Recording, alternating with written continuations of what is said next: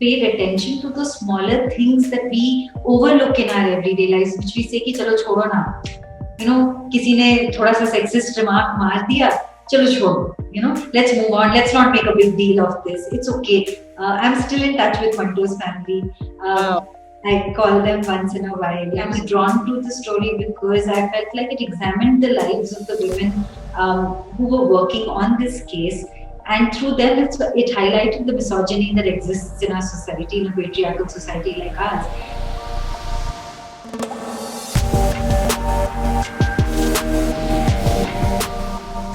Hi, welcome to Filmfare OTT Showcase, a special lead up to the Flix Filmfare OTT Awards. I'm in conversation with the incredibly talented Rasika Duggal. Whether she's playing perfect foil to Manto or she's playing perfect foil to her Sergi in the Delhi Crime, she has always stood apart. Let's find out more about what separates Rasika from the rest of the crowd. Thank you for being in conversation with me today. Thank you for having me, and thank you for that lovely introduction. Okay, tell me, obviously, things that have stood out in my mind were Manto, Made in Heaven, and of course Delhi Crime. Let's talk about each of them. What was the process that went into while you were doing all these three characters? Well, Manto was actually, I had got Manto, Nandita had cast me in Manto in 2015, and I had had a long gap before I had had any work. So I was so thrilled to be cast in it. Also because I had been learning Urdu at that time, just on my own, just for the love of wanting to learn a new language and for the love of the sound of Urdu. And I felt it was poetic justice that I got cast in the film at a time like that. Also, some of the progressive writers, whether it's Manto or Ismat Chugtai or Rajinder Singh Bedi or Kishan Chandra, were some of my favorite writers and writers I had been reading since my college days. And in fact, the first short story that I ever read in Urdu when I was taking Urdu classes was a short story called Boo, written by Manto, which is a beautiful short story. So I think in one sense the project was meant to be, and I felt like I was in preparation for it way before I got cast in it. The mandate of the role, if you've seen the film, Yeah. being Safia Manto didn't really require me to read all of Manto's work. But I felt that it would be a missed opportunity if I didn't use the time before the film to read so much that he'd written, which I hadn't had exposure to earlier.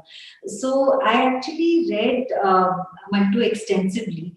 And the one part of this reading process which I really enjoyed was a collection of his work called Dastavez.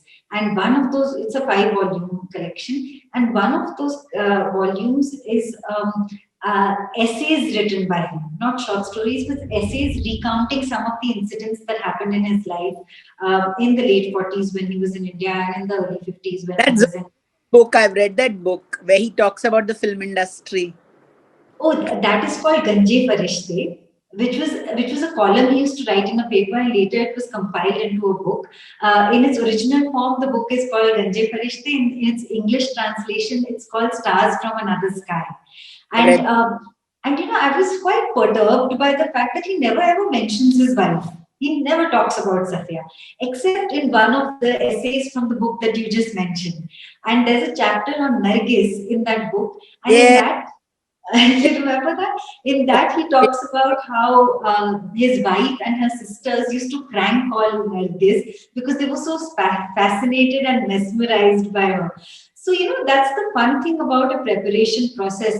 You just do things which are fun, which appeal to you, which speak to you, and you inadvertently and surprisingly fall upon things which help you build a character. So, for example, I fell upon this essay, and that sort of gave me an idea of how Safia had a mischievous side. That yes, she was this caregiver, yes, she was this person who was always supporting the family in times of need, but there was a fun, mischievous side to her also, and that's something that I should not forget. So So the preparation for Manto sort of went like that. I mean, if I hadn't fallen upon that essay, I might have missed that aspect of her. And these are the things that, as an actor, they're really gems that you find, and you really feel like it makes your preparation process so much so beautiful. And also, I think Nandita had done extensive research about Manto, and she had a lot of anecdotal information from Manto's family. So those were beautiful things. For example, we wouldn't have known that Safia always called Manto Sa because she didn't want to take his full name, but at the same time, she didn't want to just call him Sa.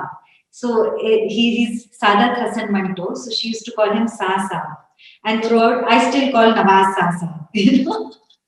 So we wouldn't have had that information if this kind of extensive research had not gone into it. So she actually made my job very easy, and made the whole journey of the film so much more beautiful for me because she had done so much personal and extensive research work on this. I'm still in touch with Manto's family. Wow. I call them once in a while, and and the first time I met them, I almost felt like I was, they were so nice that I almost felt proud. I almost felt like Safia feeling proud for her daughters. Of course, they're much older than me, and I call them Nusrat Appa and Nusrat Appa, and I'm in touch with them often. And it's and sometimes Nusrat Appa, when she shares anything from her life with me, it's very funny because, like, for example, she said, "पता है पिछले महीने मेरा birthday था," and I said, "Nusrat Appa, मुझे आपका birthday याद है." Because that had been a part of my preparation process. So it's quite nice. It's become a part of my life. Now, coming back to the real, how did you come to terms with the gory world of Delhi crime, and how accurately it was portrayed, and especially your relationship with your senior boss, and you having to deal with the slight misogyny, also the patriarchal. How did you? How do you process that? Well, it's a story I've been wanting to be a part of for a very, very long time.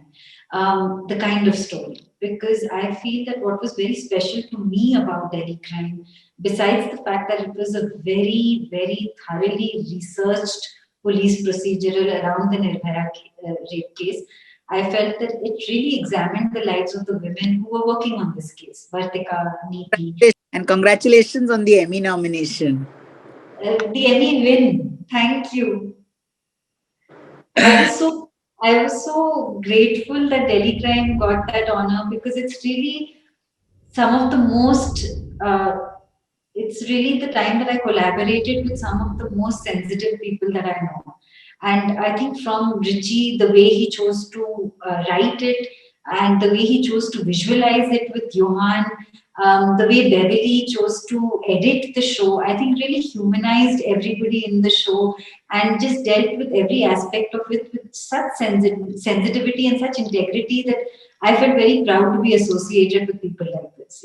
Because very often especially when you're working in the visual medium, you've written something on paper and your intention might be correct, but there's a long journey between what you write and how you visualize it. And somewhere along the way, I find that very often with many stories, the politics gets skewed. A lot of our references have been so different that very often they don't allow us to tell the story that we wanted to. Yeah. With this project, I think that the intention translated till the end. And so I was very proud of it, and I was so grateful that it got the acknowledgement that I did. And also, like I was saying, I was drawn to the story because I felt like it examined the lives of the women who were working on this case. And through them, it highlighted the misogyny that exists in our society, in a patriarchal society like ours. And then also sort of paid attention to the smaller things that we overlook in our everyday lives, which we say, ki, chalo chodo na. किसी ने थोड़ा सा sexist remark मार दिया, चलो छोड़ो. Let's move on. Let's not make a big deal of this. It's okay. Very often you're confused whether it came from a space of discrimination or not. And that's the difficult thing about any kind of discrimination. and especially with gender discrimination, it's so subtle that you can't call it out, and it's so everyday that you almost feel like you're being uptight by calling it out. And that's what people do to women in a patriarchal society, right? Every time you bring up something, they say, hey, come on, chill, stop being so uptight about this, and that's what makes that discrimination so hard to fight. And I felt the story really sort of very beautifully examined that as well. Have you faced misogyny and this kind of patriarchy while working in real life too? See, again, I can't put a finger on it because I don't know if it came from a place of sexism. It's only retrospectively that you understand, and it's not generally just about a gender discrimination. It's sort of mixed with other things. For example, when I went to film school, which is FTI in Pune, and we were all, it's a liberal institute. There are no rules to it. But the funny thing about a space which has no rules is that then all your discriminations surface. And I felt that while I was studying there as a student, there were a lot of things which came from a place of sexism. For example, I felt that there were people in my class who didn't think much of me. There were men in my class who didn't think much of me, and women in my class who didn't think much of me because I spoke my mind. And they weren't used to that. So, but how do you know? Maybe they just didn't like me also.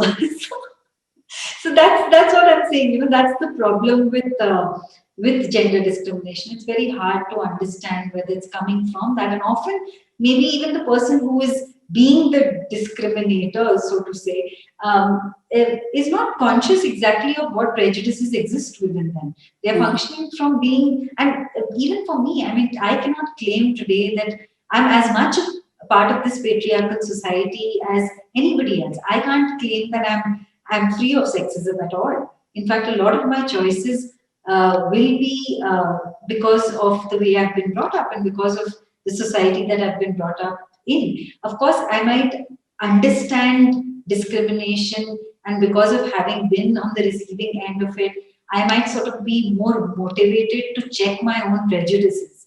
But that's the best that you can say. What do you think there is that one factor जो अकेला ही काफी है for you? I think my obsessive quality. वो अकेला ही काफी है. आप मुझे एक रोल की प्रेपरेशन के लिए टाइम देते और you ask me to clean a shelf, I will do both with equal commitment. So I think that really वो काफी है. Okay, here's wishing you many mellow roles and roles of substance. It was wonderful chatting with you. Thank you so much, Rasika. Thank you.